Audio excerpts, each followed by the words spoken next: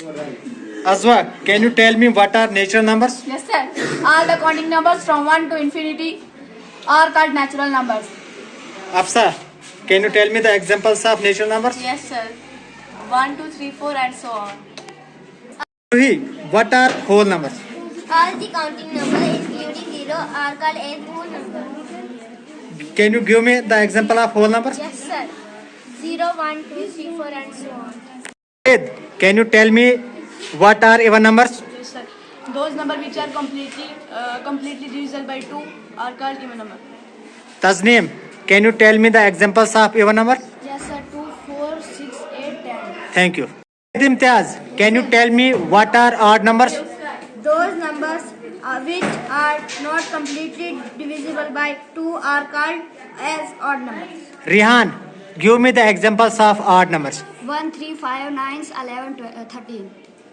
Shahzeb, what are prime numbers? These are those numbers which have only two factors, 1 and the numbers itself. 2, 3, 5, 7, 11, 13. These are examples. Yes. Thank you. Rihan, what are composite numbers? These are those numbers which have more than two factors are called as composite number. Example 4, 6, 8, 10. It is extra. Ali, what are rational numbers? These are those numbers which can be represented in the form of P, Q, and P upon Q. P upon Q. P and Q are integers is equal to 0. What are integers? All negative and positive numbers including 0 are called as integers. Afan, can you represent integers on a number line? Yes, sir. We can represent integers by a number line.